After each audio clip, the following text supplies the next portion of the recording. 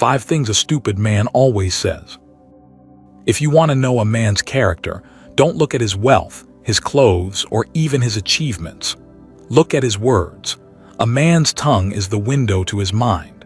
The Stoics often reminded us that speech is the mirror of the soul. And just as rotten fruit reveals the health of the tree, careless words reveal the weakness of the mind.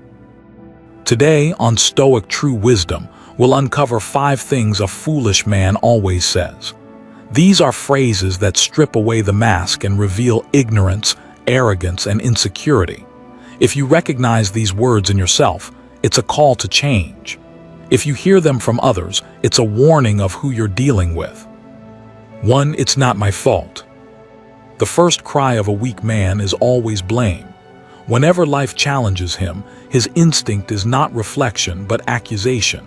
He points the finger at fate, at society, at his family, at luck, anything but himself. But Marcus Aurelius gave us the opposite approach. You have power over your mind, not outside events. Realize this and you will find strength. A stupid man escapes responsibility because responsibility feels heavy. But a strong man embraces it because he knows responsibility is the training ground for virtue. When he fails, he asks, "What can I learn?" When he stumbles, he asks, "How can I rise stronger?" When he is wronged, he asks, "What is still within my control?" Blame is easy, but it keeps you powerless. Ownership is hard, but it makes you unstoppable. 2. I already know that. The second mark of foolishness is arrogance disguised as knowledge. A stupid man closes his ears with this phrase. He interrupts wisdom by declaring, "I already know that." But Epictetus warned, it is impossible for a man to learn what he thinks he already knows. Wisdom requires humility. The man who says, "I already know," has chosen to stop growing. He prefers the illusion of mastery over the reality of ignorance. The wise man, however, approaches life as an eternal student. Even in repetition, he finds depth. Even in familiar lessons, he discovers new meaning. For him, humility is not weakness, but the foundation of strength. As Socrates, whom the Stoics admired, said, "The only true wisdom is in knowing you know nothing." A fool resists this truth. A wise man lives by it. 3. That's impossible.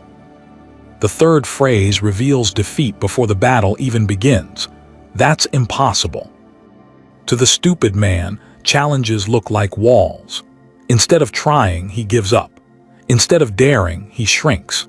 He convinces himself that some things are beyond reach not because they truly are, but because he is unwilling to suffer the discipline required. But Seneca reminded us, it is not because things are difficult that we do not dare. It is because we do not dare that they are difficult. The wise man knows that most impossibilities are simply limits of imagination and courage. What looks impossible is often just what others have not yet attempted. To the coward, effort feels meaningless. To the Stoic, effort is meaning itself. A man who always says, "That's impossible," dies many small deaths. But the man who says, "Let me try," discovers possibilities others never dreamed of. 4. I don't care. The fourth phrase seems harmless but reveals deep weakness. I don't care. Now the Stoics did teach us about indifference, but their indifference was noble. It was detachment from wealth, fame, and pleasure. But when a foolish man says, "I don't care," he is not practicing wisdom. He is hiding his fear of effort, his laziness, and his lack of purpose. Epictetus made a distinction. Some things are within our control, others are not. The wise man does not care about what lies outside his control, but he cares deeply about what is his responsibility, his choices, his character, his integrity. The fool uses "I don't care" as an escape from duty. The Stoic uses "I don't care" as liberation from illusions. One is weakness, the other is strength. 5. What's in it for me? Finally, the phrase that exposes selfishness at its core. What's in it for me? The stupid man sees every situation as a transaction. He weighs every act by personal gain. Friendship, loyalty, kindness for him, they are all investments with expected returns. But Marcus Aurelius reminded us of a greater truth. What is not good for the beehive cannot be good for the bee. Life is not about endless taking, but about what you give to the whole. A wise man seeks contribution, not exploitation.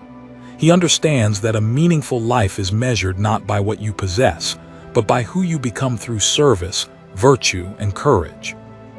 A man who only asks, "What's in it for me?" dies empty even if his hands are full.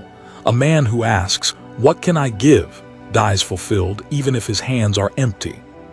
The Stoics remind us, words are not just sounds, they are habits of thought made audible. A stupid man exposes his weakness through his speech. A wise man, guided by philosophy, speaks with humility, responsibility, and virtue. At Stoic True Wisdom, we believe that changing your words can change your destiny, because when your language rises, your character follows. If you gain value from this, subscribe to Stoic True Wisdom for more life-changing lessons from the Stoics.